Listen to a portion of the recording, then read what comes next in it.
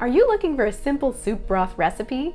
Look no further because I'm going to share with you how I make homemade soup broth every week, and you can do this too. Simple ingredients like carrots, celery, and onion can be used to make a nourishing broth that adds flavor to all of your soups, stews, and other recipes. Almost as important as what is in your homemade broth is what is not in it. There won't be any artificial flavor enhancers that are found in many commercial brands. Hi, I'm Christine Waltermeyer, and I'm the founder of the Natural Kitchen Cooking School. Here on Christine's Natural Kitchen, I bring you weekly recipes that are as delicious as they are healthy. So now I'm going to show you how easy it is to make this simple broth. I found all of these ingredients at Basil Bandwagon Natural Market.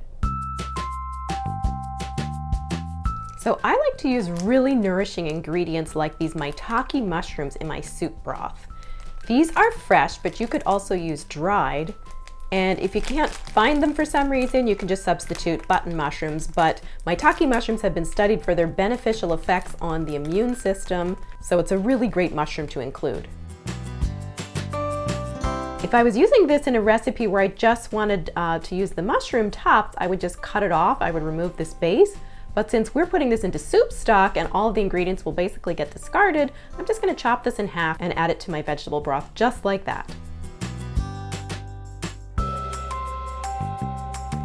going to be using a pressure cooker, but you feel free to use an Instapot or even just a regular soup pot is fine.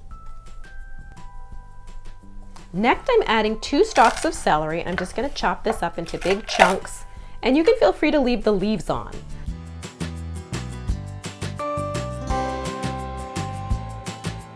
Next, we're going to be adding some orange vegetables, which are rich in vitamin A, an important antioxidant. I'm using 2 carrots and some big chunks of winter squash. This is a green-skinned orange flesh winter squash. You can use butternut squash if you like.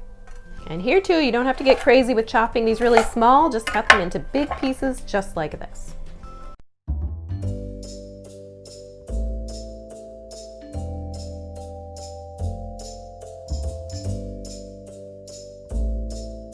So this is roughly 2 to 3 cups of winter squash. This is something called burdock root, and herbalists love burdock for its ability to cleanse the blood. Again, if you can't find any of these ingredients, you can feel free to skip them. You may need to find this at a natural food market. And I just used 1 piece of it, so this is about 1/2 cup. I'm going to add 1 small bunch of parsley, stems and all. I'm also adding a few slices of fresh ginger root. But if you don't want to add this, for example, if you were going to use your vegetable broth to make Italian soups, maybe that ginger flavor wouldn't go so well. So it's really up to you if you want to use this or skip it.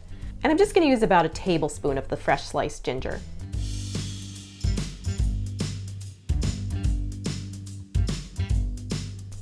I'm using half an onion, and I'm just going to peel off this outer skin.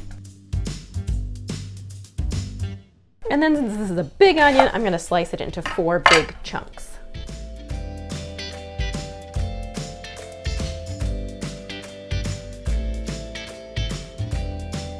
Pressure cooker is getting a little full. I think I'm getting a little ambitious here with how much I'm fitting into it. So we can always switch to a larger soup pot or large pressure cooker. The bigger the better. I'm adding a small bunch of dried thyme. This is about a tablespoon fresh, or you can use a teaspoon of the dried. These are dried shiitake mushrooms. I'm going to add 3 of them to the pot. If you're using fresh, I would recommend using more, maybe 6 fresh shiitake mushrooms. Sun-dried shiitake mushrooms are one of the only vegetarian sources of vitamin D, which is great for immunity. I'm adding 2 bay leaves. I'm going to add 2 cloves of garlic, and just know that if your garlic gets old and starts to sprout like that, you just want to remove that because that will make your recipe bitter. For now, I'm sticking with this size pot, but like I said, we can always use a bigger pot if we need to.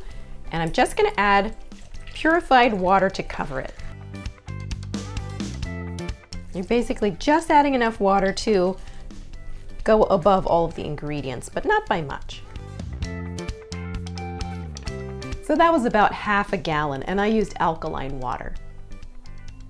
So now we're going to turn the heat on high and bring this up to full pressure with the lid in place. If you're using an Instapot, just place the lid and lock it on and bring it up to pressure on high. And if you're not using a pressure cooker, just put the lid on and bring it up to a rolling boil on high heat. So after 15 minutes has passed and the pressure's released on your pressure cooker or Instapot, remove the lid and strain out all of that goodness.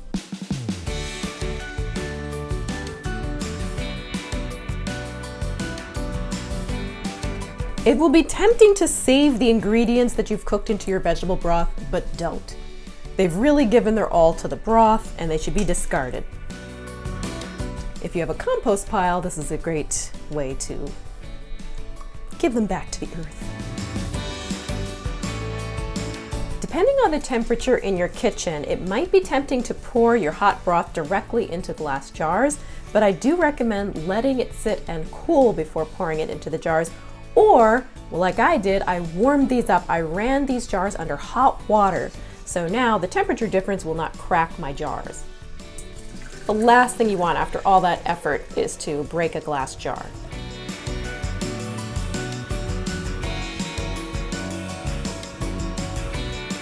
I hope you feel empowered and inspired to make your own soup broth. It's easy, saves money, and it's a great way to boost the nutrition of your soups and other recipes. Comment below if you end up trying it and what ingredients you added to yours. If you found this video helpful, please give it a thumbs up. When you subscribe and hit the notification bell, you'll be the first to find out about new cooking videos when they get released every week. Thanks for watching and happy soup broth making!